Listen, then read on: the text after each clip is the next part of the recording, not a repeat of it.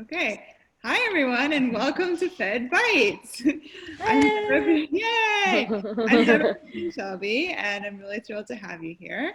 And really excited that Chanan and Inkyoung, who are the creators of the Weather Channel, are here with us today. Yay! Yay! So I'm really excited about their project, just their creativity and the amazing energy and musicality that they bring to it. So I'm going to turn the microphone, so to speak, over to them.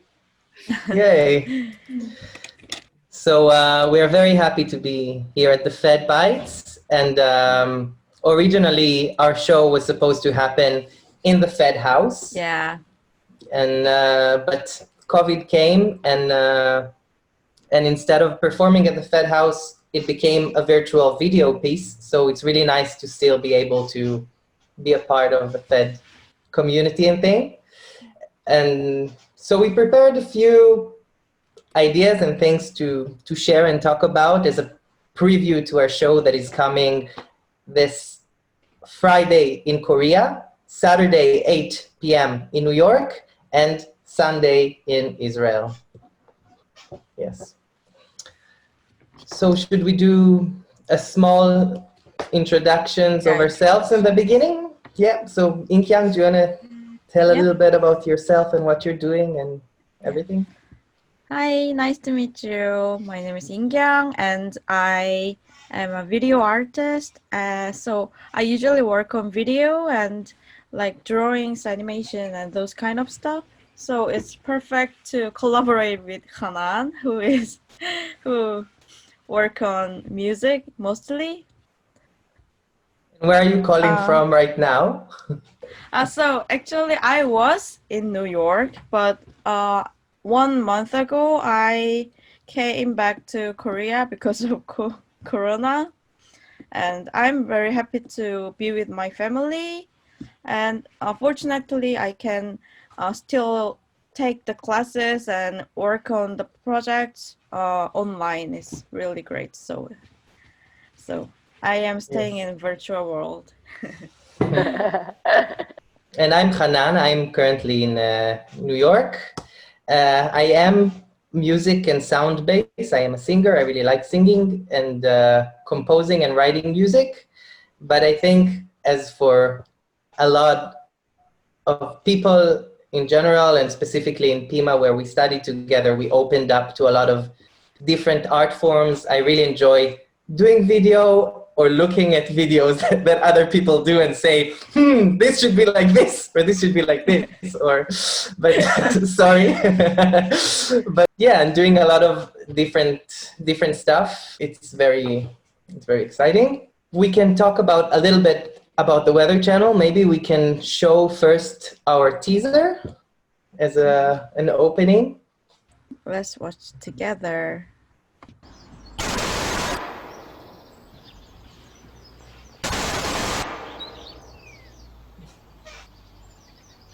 Would you come and watch the Weather Channel with me? Everybody loves to watch the Weather Channel.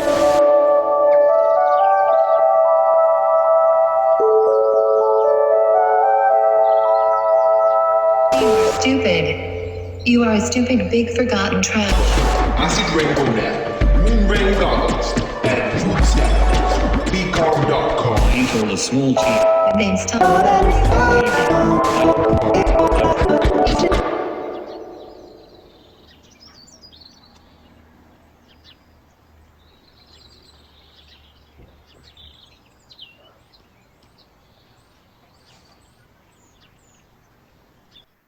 Would you come and watch the Weather Channel with me? Yay! So maybe we should talk a little bit about how everything started. Here with us, we have some Pima cohort also here, and I have some friends and everything. And I wonder if you know how the Weather Channel started. You know? Do you remember? Good. No, so maybe I don't know. I mean, I've been in the same class with Hanan, so I've seen the progress. That's why I said, but I don't know what was like the spark. Yeah. I also thought it's so funny you say, "Do you know?" because I thought I did. And while I was watching the teaser, I was having this emotional reaction to hearing the song for the first time in class, months and months ago when our lives were so different. But maybe I don't even know. Yes, it's because we had so much together discussions about the process and whatever happens, but we don't always share the initial ideas and where they came from. So I thought it would be nice to expose the first spark and thing. Yeah. Do you remember, Inkyoung? I remember the first video we were into it. I put it in the doc here. It's here. It's ready. Okay. We found the Weather Channel video. It's very obvious. And it's the beginning of this project. Yeah, we were. To be honest, I remember that we had zero inspiration, and we were like, we just need to do something. We just need to start. And we looked through YouTube, and when you say let's talk about the weather, it's like a very obvious, boring thing to do. So we looked at old weather videos, and we found this clip.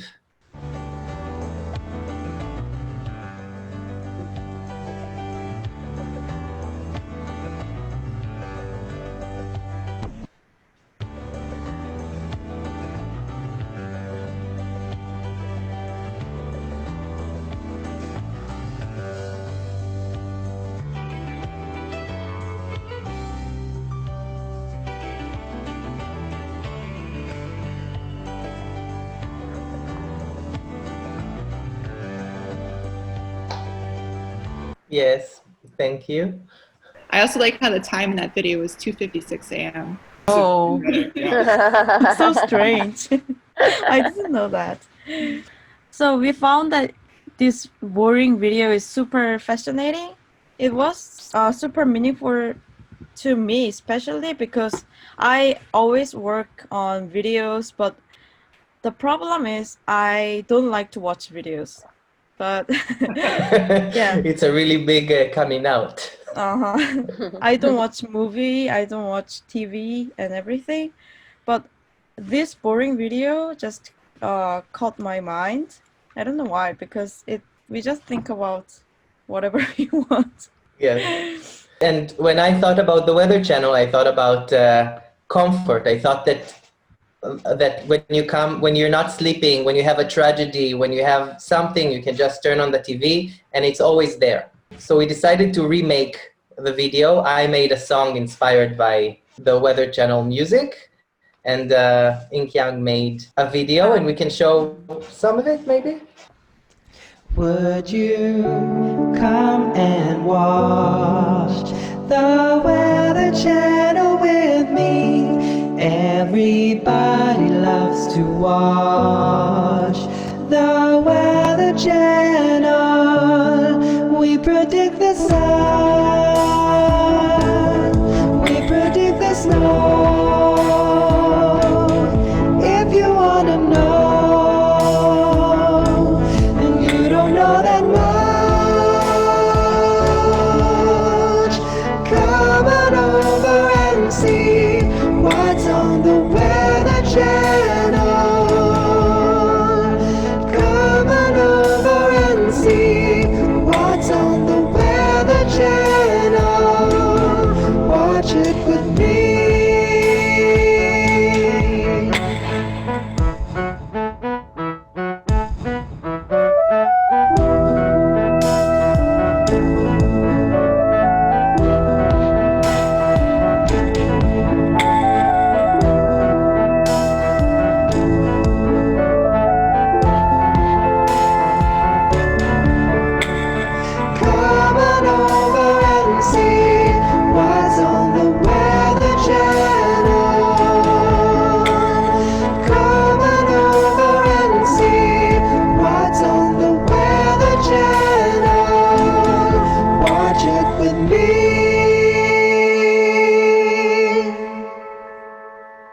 At that moment, we didn't have a storyline, we didn't have anything.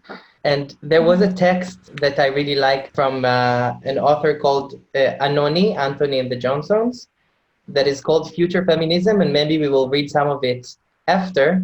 But it talks about the moon and the connection of the moon and us as human beings, and it was also a part of all the process. But maybe we can show another remake. So we started remaking, we decided maybe that we're watching the Weather Channel and something happens in the world, which is like a huge catastrophe. And Inkyoung, in the past, you used to work in commercial industry. Yes, I worked in an advertisement company, so I always I was interested in commercials, and I really wanted to bring it to the art field. So I suggested Hanan always like, hey, let's do some commercials. And then we found something really interesting, strange commercial on YouTube. And I think that even the people that that know what we made out of it doesn't know the source of the commercial. It's 2 a.m., January 1st, year 2000. Power's out. It's pitch black. You need light. If you planned ahead, you'll have one of these. Just wind it up. You'll have light and communication. Call now and get the ultimate Y2K survival kit from BeCalm.com. You'll receive the Sunburst, the premier wind-up and solar-powered flashlight and radio, a video resource guide with real advice from leading experts, a diagnostic computer program to test your PC. You'll receive 3 soup samples from Hourglass Foods, food storage you'll want to eat. Plus, you'll receive a step-by-step guide that will show you how to prepare without wasting a single penny. Call now and order your ultimate Y2K survival kit. You get the wind-up and solar-powered flashlight radio, video diagnostic software, food samples, and preparation guide. A $90 value, all for only $49.95. Call 1-800-303-8747 now and tell the operator to rush an ultimate Y2K survival kit to your home. Call now. I can't believe that's real. And it's actually $49. Yes. We had such a discussion on how much the kit should cost. Yeah, so you're discovering that we're copying everything. But we can show maybe our version now and then talk about it. Yeah, yep. 2 a.m. Moon phase. The power's out. It's pitch black. You need a light. If you plan ahead, you have these. And light. And communication. Call now and get the ultimate moon phase survival kit from BeCalm.com. You receive the premier lunar power light flashlight, a self-help book with real advice from our experts, the rainbow net to protect from acid rain, safety goggles to save you from mood radiation, and a popping corn sample from Papa, food storage you won't eat.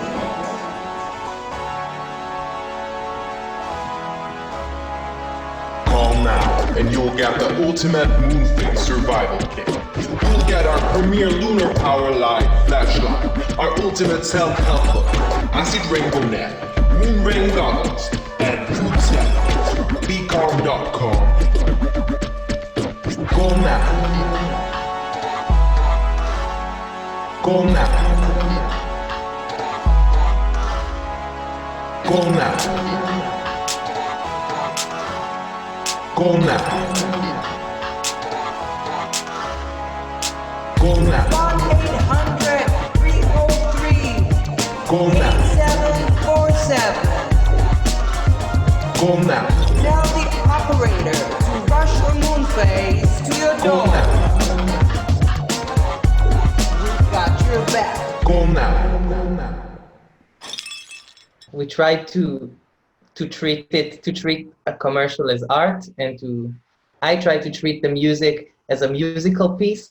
That is, it's like meant to be only with no artistic value, because it's just a commercial that needs to sell something and to take it to the other world. And so I just bought a lot of stuff in the dollar store, and it was a Saturday, and we went to the Pima closet, which is our studio basically, and started spray painting and remaking from whatever we had all of the designs and everything and remade this video. It's one of my favorite things ever. But I have to tell a quick, just tiny quick story, because the time when you were throwing popcorn all over the floor was the time when I was rolling on the floor.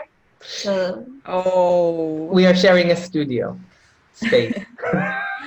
Yes. The shooting the popcorn scene was so strange because Chanan was super hungry at the time, and then when I shoot the video, and then Chanan do like,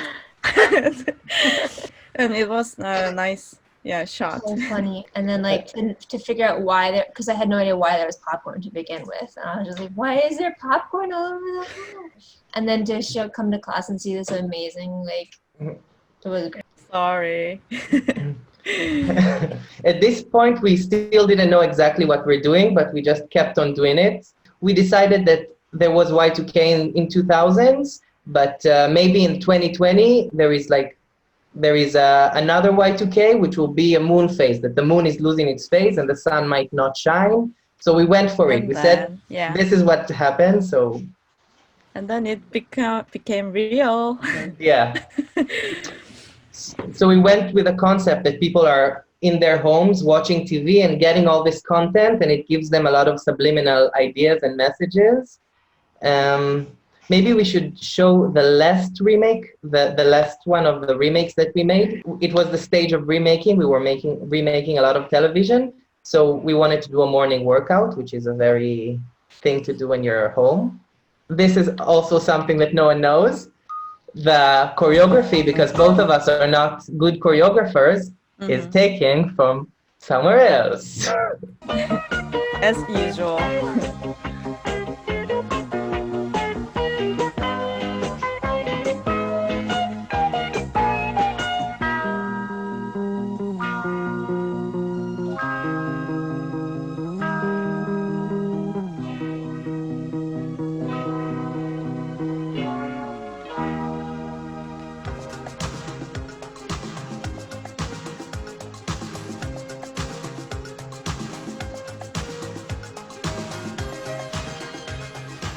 שלום, בואו עשו איתנו עוד כמה צעדים נמרצים בשיפור הכושר הגופני.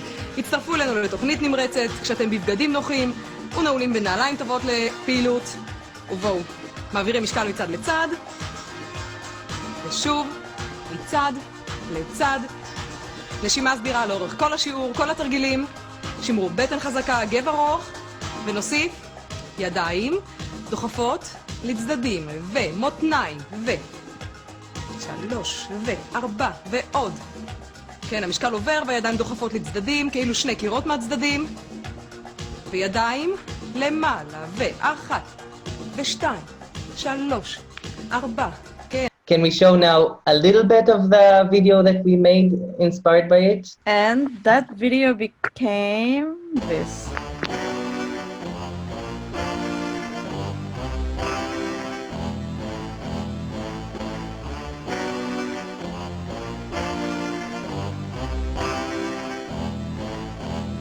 Last chance to evacuate planet Earth before it is recycled. Last chance to evacuate Earth before it is recycled. Last chance to evacuate planet Earth before it is recycled.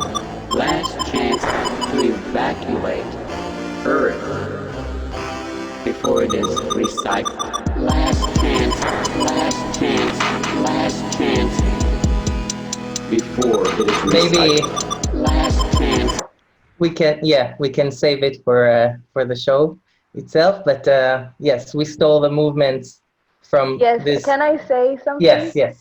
Because I used to, you showed me, like, during, and I think I even told you, like, Gilad Yankolovich, that was the reference that I saw. Because as a child, I used to do in front of the TV all of this also. So it was, like, very clear to me where it came from, and it's, like, really brilliant. It's an Israeli... Yeah, it's very Israeli. And, like, now also, like, I have, like, something that I see, like, overall, that it's, like, a lot of things that we try to calm ourselves by, like, when we're stressed. So watching something that has no meaning, but we put meaning into it, that it's like a blank page, like the weather channel, or like those commercials that make you feel like if you have this, then you're fine. Like all of these different things that everybody's doing right now. Just I think when it's in your culture, like because this is like from another era, so we can look at it and say like because it's like 70s style or 80s or whatever, so it's like more see-through to us. But now we're doing the same. We're doing yoga and we're doing meditation through the activities and all of this, and it's basically the same. We're trying to calm ourselves down that everything is okay. We did go for the 90s because of our own. We were raised in this time, so for our own like personal warmth. But there is something about reflecting back, but not too long ago, that helps us maybe learn more things about present. You guys showed the inspiration for these things because you nail it. The tone, like you must have done. I feel bad because you must have watched those commercials a million times because you're not parodying them. You're accentuating everything about them that like sort of the core of what they are, and they end up being almost scary a little bit. Yeah. It's really interesting how you did that. Like instead of just going for the easy thing, just kind of let them be themselves, only more so, and then they are terrifying. I always think about it because there is something about this aesthetic that is very much like I could see in SNL or Little Britain or Eretz Nehederet, or it does have this parody kind of thing. But when we did it, we didn't think of laughing at something. We thought of moving it to a different era, and we think of ourselves as artists maybe. So it's interesting to do it as an artist and then take it to a different place. And we did try to bring subliminal scary messages. And the last chance to evacuate planet Earth, it's a quote. It's a very scary quote that, do you know where it comes from? So it's come from a 90s cult. Maybe you heard of it, Heaven's Gate. Have you heard of Heaven's Gate? The sneakers people? Yeah, the sneakers. Yeah. So there was Doe that told his followers that the world is about to be recycled and ending. And the way to move to a different level is to commit suicide. And then, so it ended really horribly with a mass suicide. And they did it with sneakers and with like very pop art kind of thing, and the connection between religious belief and pop art. And there is something very scary and messed up and more heavy than our initial conversation. But I think there is something about cults that a lot of people are very drawn into, and me also personally, because I think that we can find cult features in many things, even in like artistic group or in religion, or in a lot of areas you can find the place where something is like a little bit too much invasive to your freedom of thought and choice. Yeah, maybe we can show the website of Heaven's Gates, because it's still running, because there were 2 people that didn't commit suicide because their role was to keep the website running, and they have a statement saying that they're now against suicide. That's what they added to the website, but it's the same design and the same everything from the 90s. Wow. Yeah. Please tell me that you actually got the domain for Be Calm. Okay, so we wanted to get the domain, but you know how much it costs? $25,000. Yeah, so we didn't get the domain. Instead, we have Inkyoung Bay / Weather Channel, which was free. It's good for now. Maybe like in the next versions. I thought maybe a little bit about just showing a paragraph from Future Feminism, because we had some like harsh looking at the world, and maybe we can give ourselves like more positive intellectual thing. Yes. Okay, great. Someone wants to read? Emily? I've been thinking all day about the moon. Like, is it an accident that women menstruate once a month and that the moon comes once a month? Are other animals synchronized in this way with the moon? You know, my brother works in mental health, and he says that there's a lot more hospitalizations and periods of activity during the full moon. It's a known fact in mental health that people are more excitable around the full moon. Can you continue a little more? And then what about the fact that we're made of 70% water? And then the whole ocean reacts to the moon, right? In a serious way. Everything's ticking around that moon. And if we're 70% water, I must be having some, at least homeopathic, relationship with the changing cycles of the moon. I can't escape my obsession with the idea that I am made out of this place, because I was raised to believe that I fundamentally was constituted of spiritual matter that was from somewhere else, like heaven or from a sky god. Like Gore Vidal talks about sky gods, and I really picked up that language because in patriarchal monotheisms, we all worship a god elsewhere who has a plan for us in a paradise elsewhere. After we die, there will be a paradise waiting for us, and this place is like a workstation where we sort of get all our T's crossed and our I's dotted before we go off to a real spiritual dimension. But I'm a witch. I actually debaptized myself. And what's great about being transgender is you're born with a natural religion. It applies almost across the board, no matter what culture or economic group or nation you're from. You're almost automatically a witch. None of the patriarchal monotheisms will have you. It's very clear that in most of those religions you'd be put to death. In many parts of the world, you still are put to death. Yeah, so it's a beautiful text that I recommend. It's actually something that he says before a song, that she says before a song in a performance, and it's a very, I don't know, there's something very beautiful about it. How do you connect it with Weather Channel? How do we connect it? I think the thought of the moon phase disaster. She's saying about something about the connection of the moon and human beings, and we are made out of this place.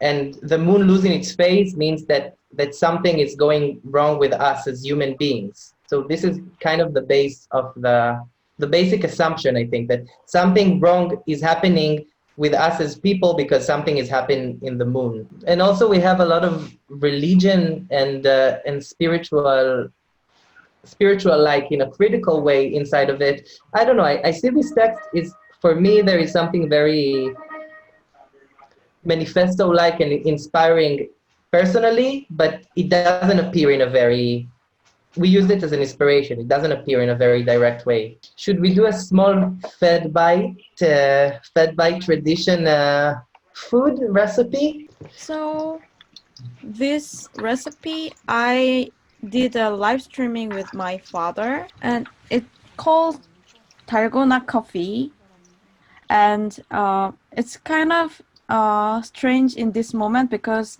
many Koreans started to make this dalgona coffee because of quarantine, because it's like they put one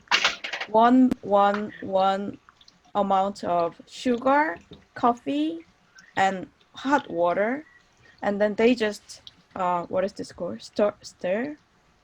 Yeah, stir like thousands of times. So I spent like 30 minutes to make this.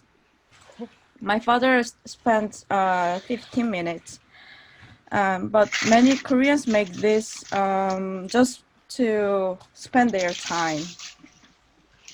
And I thought that's really interesting to make. And then I don't know how it become in chemical wise, and then it become like this. Like a foam, yeah. Yeah, like a foam. And then what we do is put this in the cup, pour milk in a cup, and pour the dalgona on the top of the milk, and it's super pretty. Maybe you can try it too. And if you are at home and you don't have nothing to do, you have nothing to do. Palm sells one of these with a hand crank, and it like just does it for you in America. And yeah, for like $49.95, it only does this. It's extremely. No flashlight. Next to Have you ever heard of this video of this drink? No? Actually, I have. It's trending. I know it from a friend that's Moroccan, and they used to do it at her house. So I thought it was a Moroccan tradition, actually. until now. Yeah, That I found out it's not Korean. No, it's not Korean tradition. We are just when you doing say right it, now. I have an old, yeah, we're all cultural appropriating the dalgona. But I don't know. I have an old memory, childhood memory of doing a similar thing, but it was never exactly looking like this. Because you didn't do it for half an hour. Yeah, probably. We made a few like games and questions like, what is your most 90s outfit that you currently have in your closet?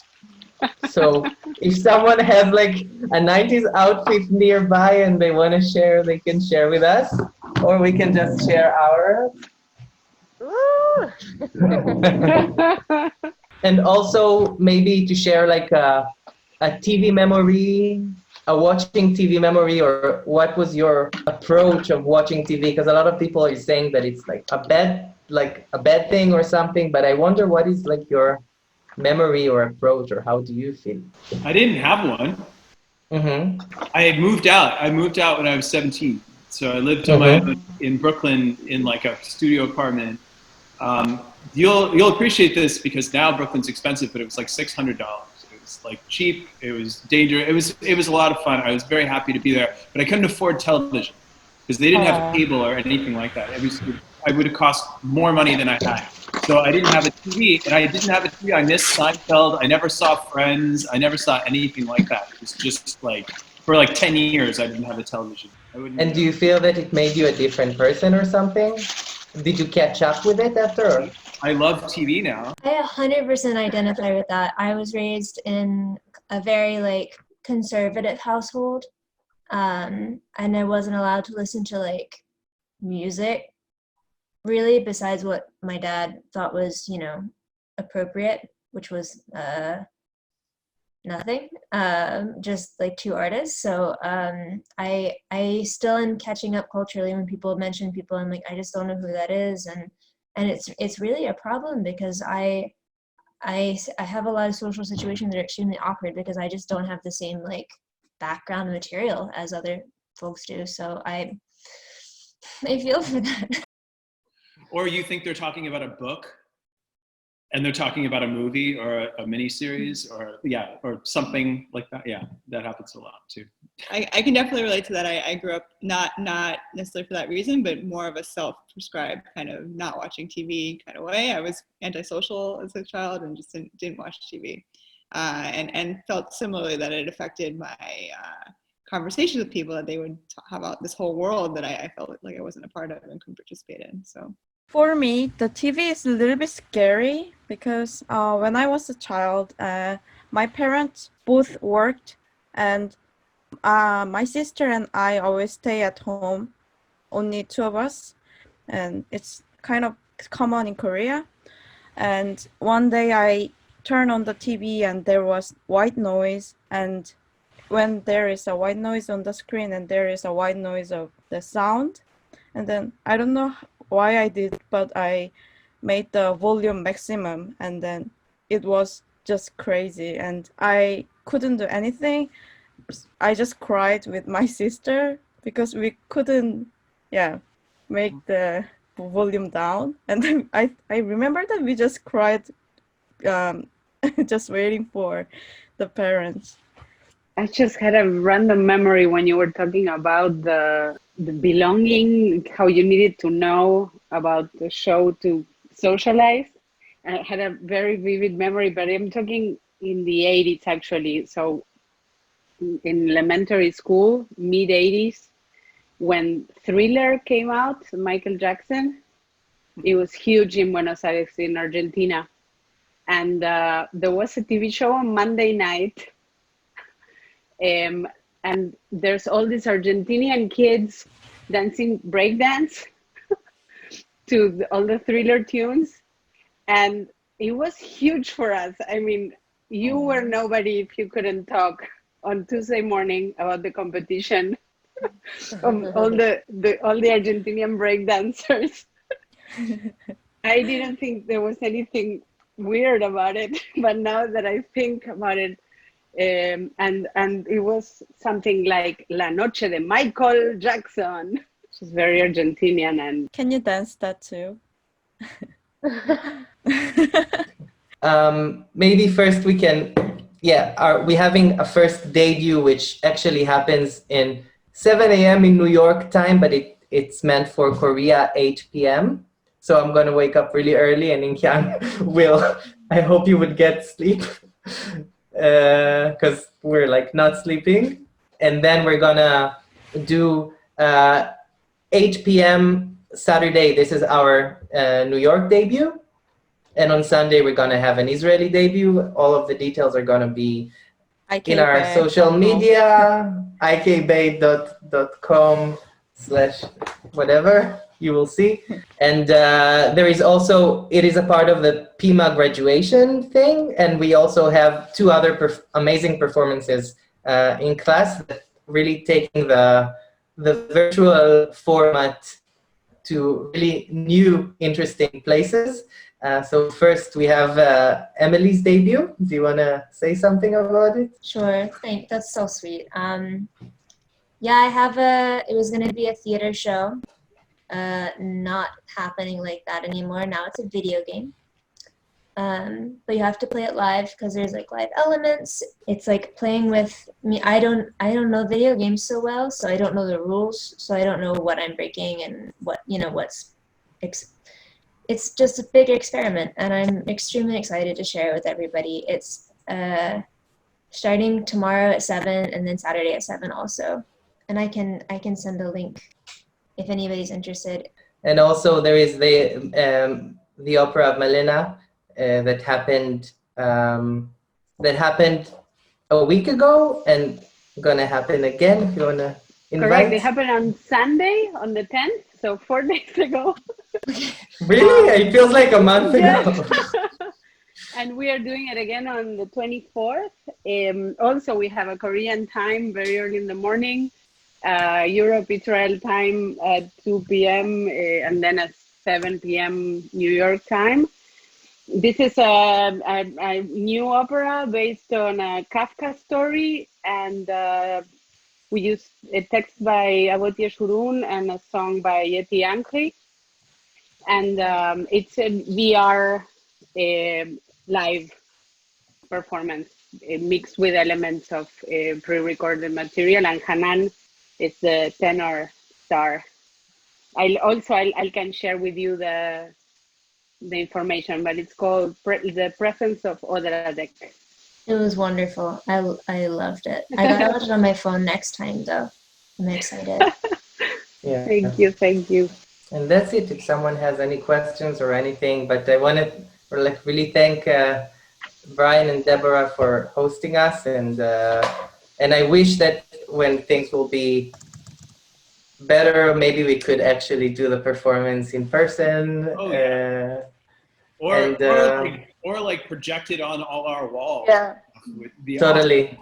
Great. Thank you so much for doing this and for coming on and sharing all this. It's really fantastic, and I love hearing about the other projects too. It's very creative, like I said, and so meaningful in these kind of scary times. I think your predictions kind of came true in some kind of twisted way, but no, it's really an important project. So thank you for sharing it with us. Thank you for hosting. I just got the link a little while ago, but this was so fun to find out about everything and to get to hear it explained and to revisit and to learn more. And I'm so excited for the show. So we love having people on. If you have something that you want to do, really please reach out to us, because this is exactly like what we wish we could do in person, but it's always so fascinating to hear about what people are doing. It has to get out there, right? Like it needs to reach people. It doesn't work in a vacuum. So amazing. Great. Well, thanks for joining. Thanks for joining us. Thank you. Thank you.